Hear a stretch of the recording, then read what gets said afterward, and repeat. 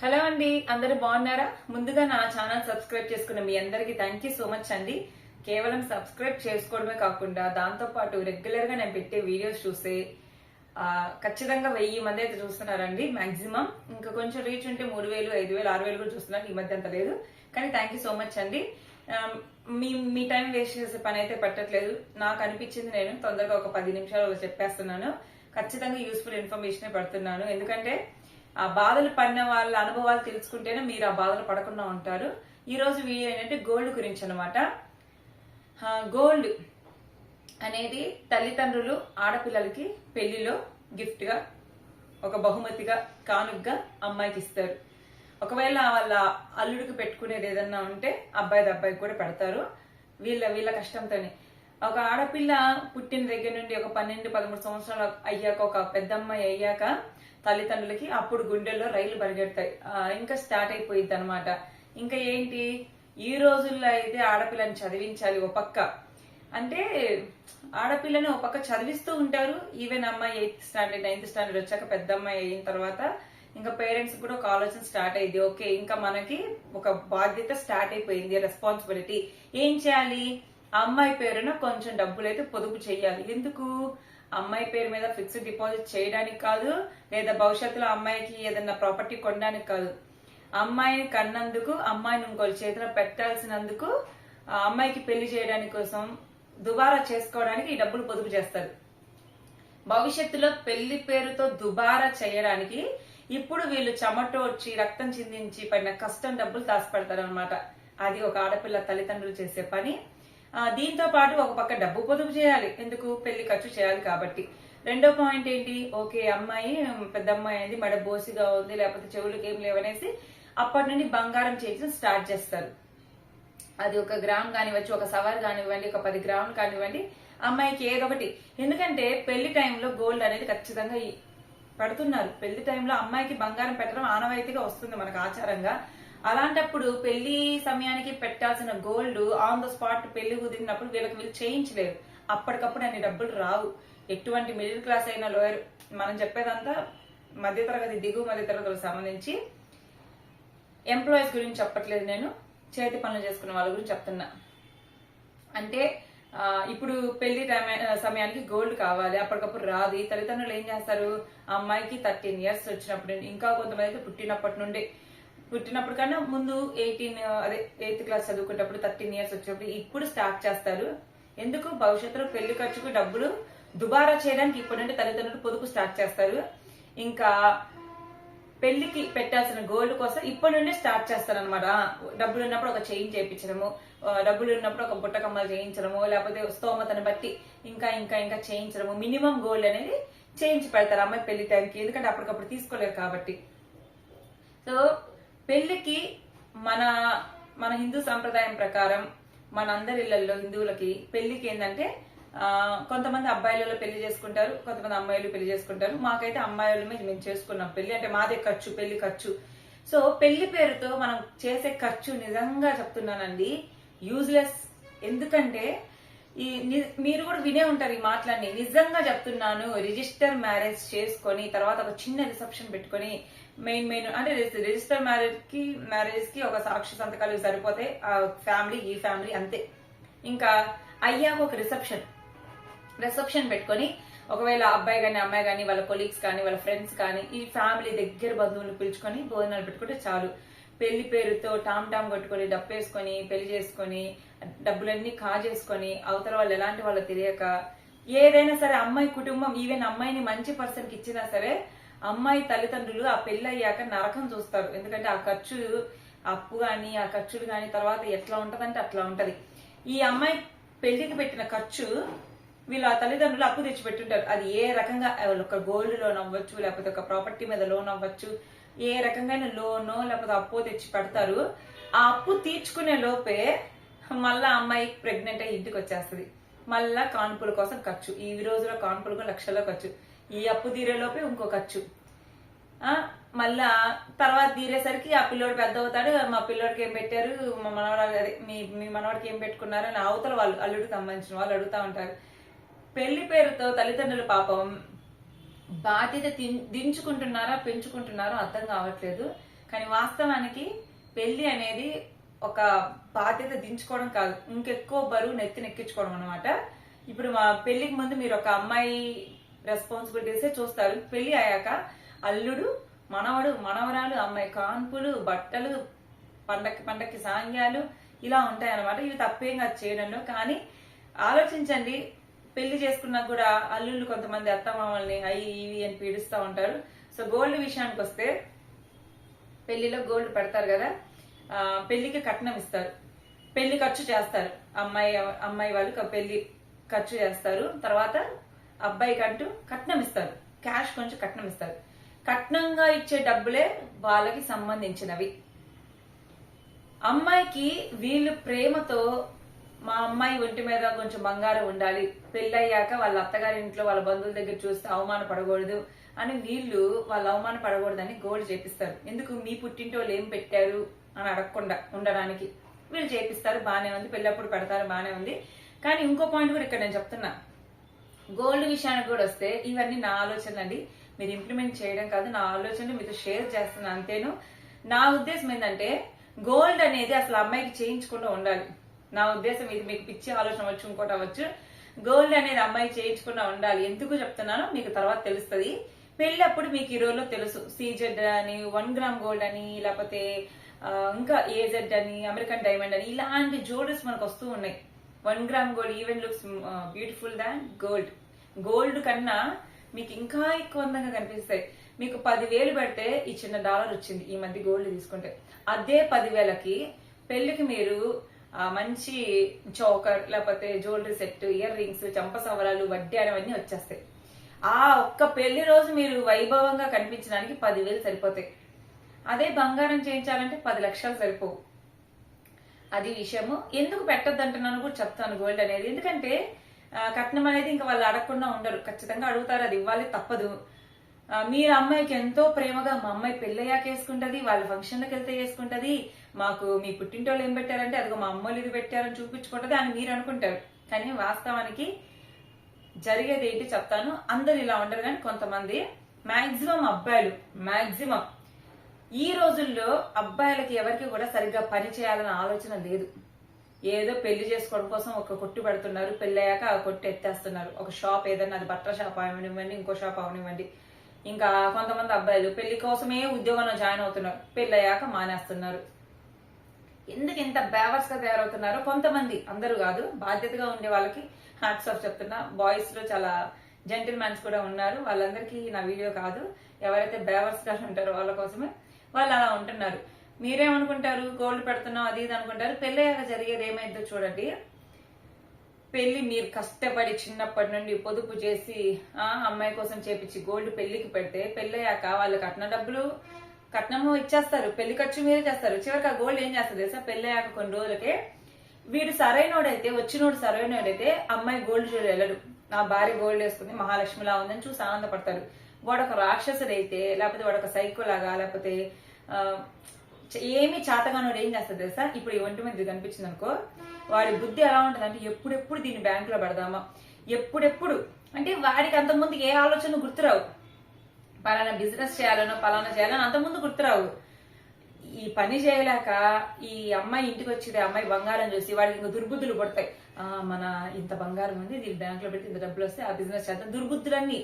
ఎందుకంటే వాడి సొమ్ము కాదు కదా, అది అతని సొమ్ము కాదు, వాళ్ళ నాన్న సంపాదించింది కాదు. కష్టపడితే దాని విలువ తెలుస్తుంది. ఓకే, అసలు వాళ్ళకి ఏం ఆలోచన రావాలి, ఇది నేను సంపాదించింది కాదు, వాళ్ళ అమ్మ నాన్న అమ్మాయి కోసం బహుమానంగా ఇచ్చుకున్నది, నాకెందుకు దీంతో అని అనుకోవాలి.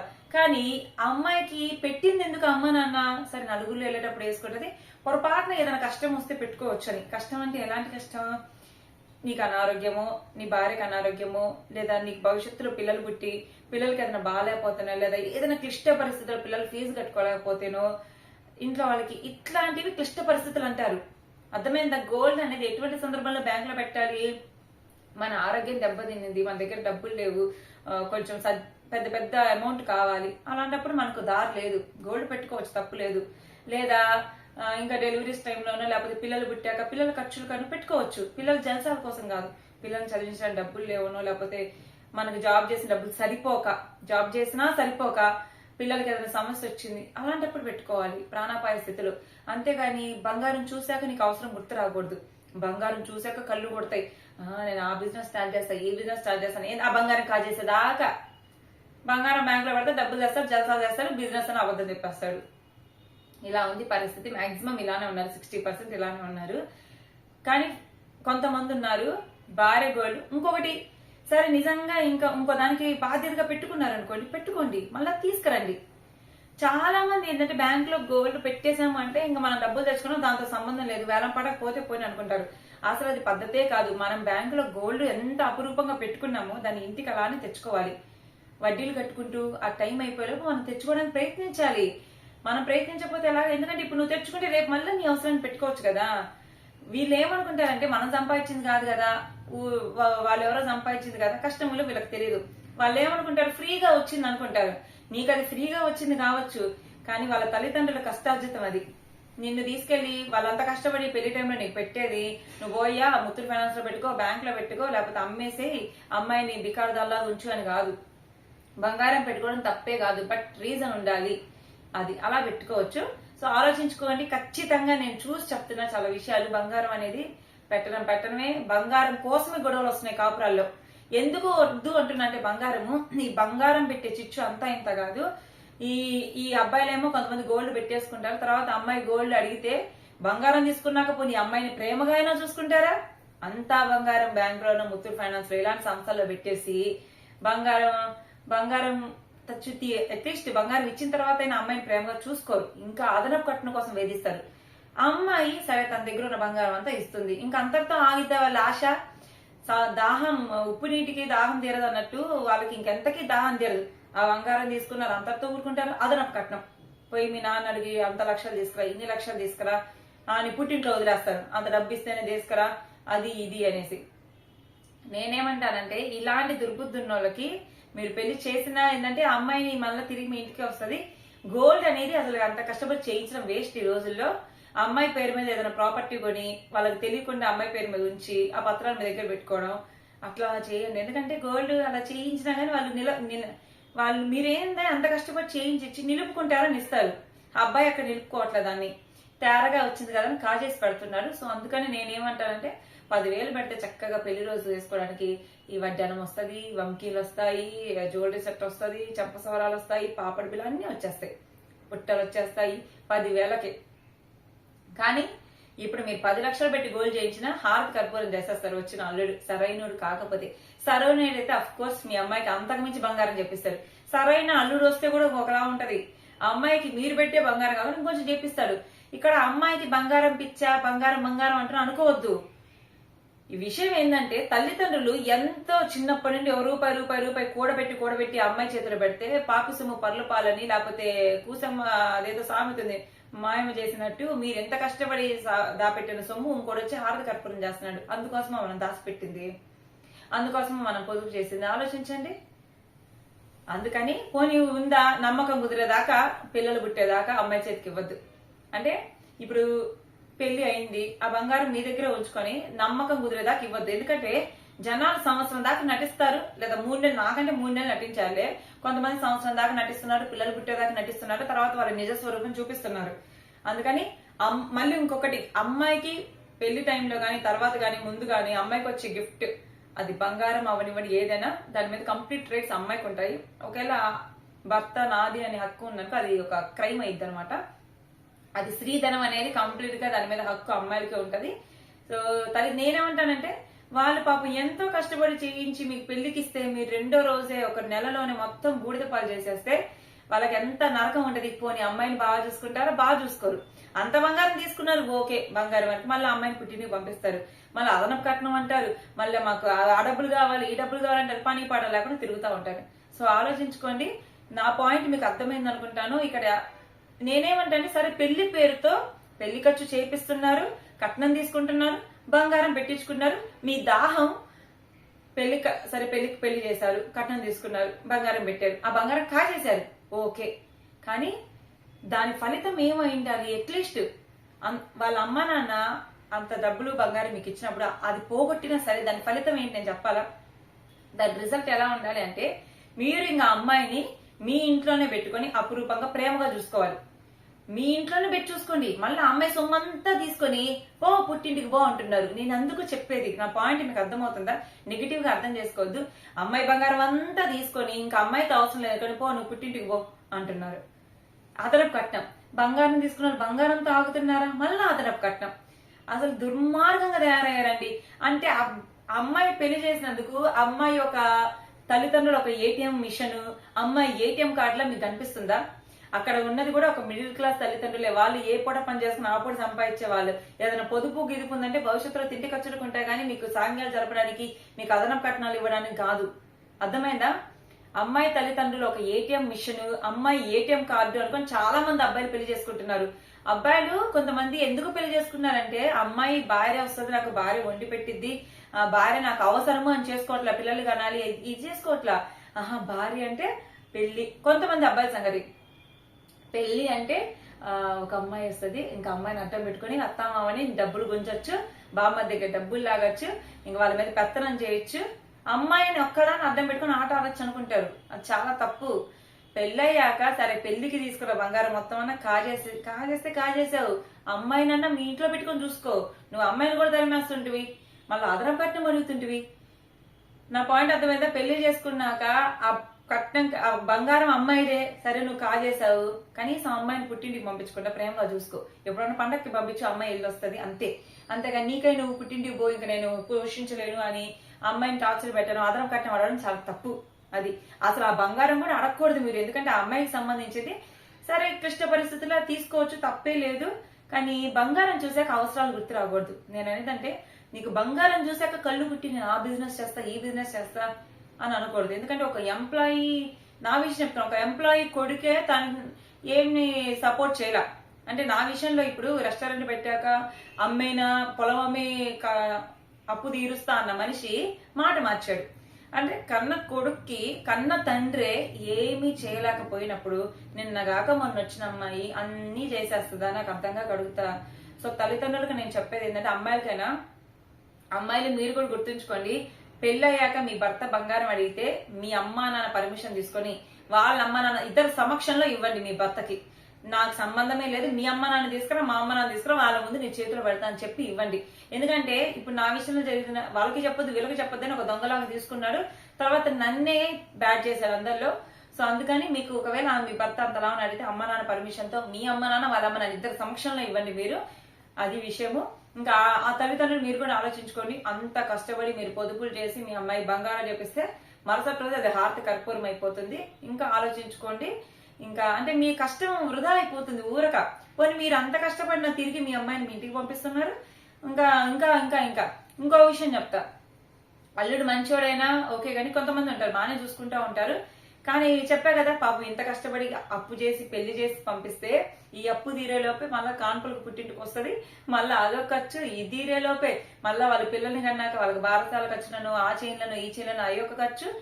అసలుకి ఆడపిల్ల తల్లిదండ్రులు అనుకుంటే నిజంగా ఏమనుకుంటున్నారో నాకు అర్థం కావట్లేదు. నాకు చాలా బాధ వస్తుంది చెప్పడానికి.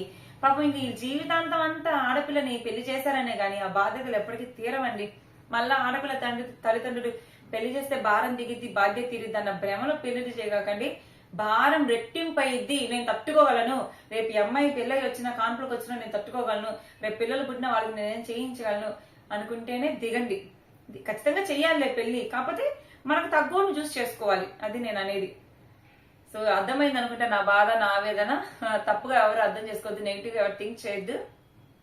నా ఆలోచన మాత్రమే షేర్ చేశాను, మీరు ఇలా చెయ్యండి అని కాదు. అంటే ముందు నేనేమంటే నమ్మకాలు కుదిరేదాకా కొంచెం జాగ్రత్తగా ఉండండి అని చెప్తున్నా బంగారం విషయంలో.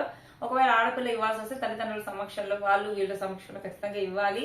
బంగారం చేపించొద్దు. అందరి జీవితాలు ఇలానే ఉండవు, అది కూడా చెప్తాను. కొంతమంది ఉంటారు అల్లుళ్ళు బాగా చూసుకునే వాళ్ళు, భార్యని మహాలక్ష్మిలో చూసుకునే వాళ్ళు ఉంటారు. కొంతమంది ఏంటంటే భర్తలకి కుళ్ళు అనమాట. భార్య నిండుగా ఒంటి మీద బంగారం వేసుకుని చూడలేక చూసి ఓరవలేక దాన్ని ఎలా కాజేద్దాం అని చూసేవాళ్ళు. ఎగ్జాంపుల్ నా అతను లాంటి వాళ్ళు అనమాట. సో ఇది వాళ్ళ వీడియో ఇస్తే లైక్ చేయండి. Thank you for watching. Current కూడా పోయింది. ఇంకో విషయం మర్చిపోయాను, ఆ బంగారం ఇచ్చినా గొడవ ఇవ్వకపోయినా గొడవే. భార్య ఏమనుకుంటది, భర్త అడిగాడు కదా అని బంగారం ఇస్తుంది. బంగారం ఇచ్చినా వాడు దురిపిద్ది అంత తాగడం. ఇందా నేను చెప్పినట్టు ఇంకా అదనపు కట్నాలు అడగడము, ఇంకా టార్చర్ పెట్టడము, పుట్టింటికి పంపడం ఇలాంటివి చేస్తాడు. వాడి దుర్బుద్ధి అంతటితో ఆగదు. బంగారం ఇస్తే అంతటితో అయిపోయింది అంటే అంతటితో అయిపోదు. బంగారం ఇవ్వకపోతే బంగారం ఇవ్వలేదని గొడవ పెట్టుకుంటాడు. సో ఏ రకంగా చూసినా బంగారం అనేది భార్యాభర్తల మధ్యలో పెద్ద గొడవ తెచ్చి పడుతుంది, చిచ్చు పడుతుంది. అది ఆలోచించుకొని చాలా కాపురాలు కూలిపోవడానికి కూడా ఈ బంగారమే ప్రథమ కారణం. నేను అందుకే ఏమంటానంటే బంగారం అసలు పెట్టకూడదని అంట.